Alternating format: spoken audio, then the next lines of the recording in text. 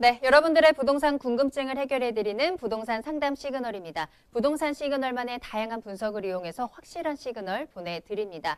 자, 참여할 수 있는 방법 다시 한번 알려드리도록 하겠습니다. 방송을 시청하시다가 궁금한 사항 있으시거나 지금 나도 상담을 받고 싶습니다 하시는 분들은요. 주저하지 마시고 지금 바로 전화기 들어주세요. 문의 전화 이용하실 수 있습니다. 서울 전화 02-2128-8504번 02-2128-8504번이고요. 문자로도 상담 가능하니까요. 전화하기가 조금 불편하신 분들은 문자로도 편안하게 이용해 보시면 되겠습니다.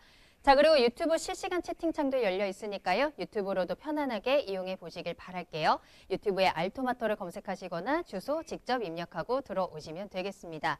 자, 부동산 시그널 상담 이어가도록 하겠습니다. 오늘은 문자로 보내주신 사연들 만나보도록 할 텐데요. 자, 먼저 첫 번째 문자 8030번으로 보내주신 사연입니다.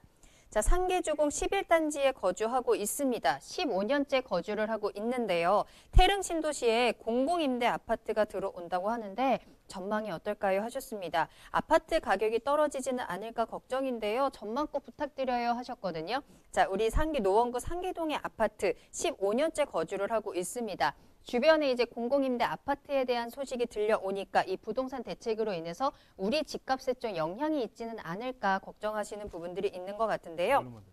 이 공공임대 아파트의 영향 그리고 앞으로 이 노원구 상계동에 대한 전망까지 한번 체크해 보도록 하겠습니다. 자, 이사님, 이 공공임대 아파트가 들어오는 게 집값에 좀 영향을 미칠까요? 네, 영향을 미칩니다. 근데 좋은 쪽으로 영향을 미치겠죠. 네. 네. 그 공공임대가 들어오게 되면 주민들이 뭐 예를 들어서 뭐 그런 부분 반대가 많았다 뭐 이렇게 얘기하지만 과거하고 지금하고는 확연히 차이가 있죠. 그 공공임대가 들어온다고 해서 과거처럼 아파트만 들어오는 것이 아닙니다. 거기에 따른 부수적인 것들도 같이 달려져 오는 것들이 있기 때문에 지역에 따라서는 주변의 어떤 가격 상승에 대한 모멘텀을 같이 가져갈 수가 있는 거예요.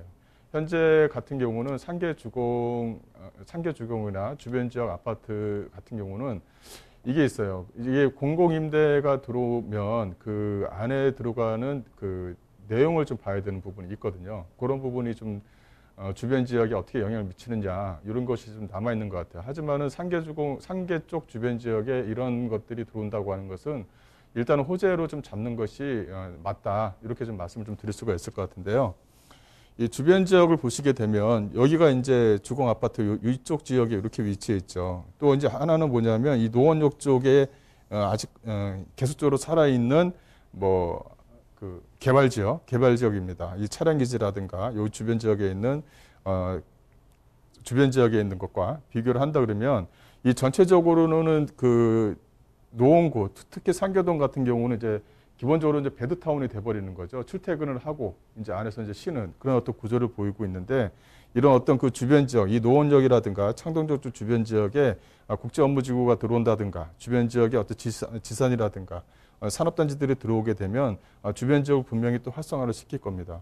이 또 하나는 뭐냐면 상계주공 쪽 주변 지역에 이런 어떤 뭐랄까요, 국가가 가지고 있는 그 땅, 소위 말하면 뭐 골프장하고 옆에 있는 그 육군사관학교, 이 대학교가 있는데 이런 부분을 활용하겠다라는 내용이 좀 포함이 되어져 있고 내용을 뜯어보면 상당히 그 많은 아파트들이 들어갑니다. 한 10,000세대 이상이 들어가기 때문에 미니 신도시급이다 이렇게 좀 볼 수가 있을 것 같아요.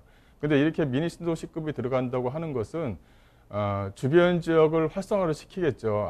안에 들어가는 뭐 공공시설이라든가 주민들의 어떤 편의시설도 같이 들어갑니다. 또 주변 그 안쪽으로 들어가는 도로라든가 이런 것도 또 같이 개발이 되면서 주변 지역을 도심 재생을 또 한 번 더 시키겠죠.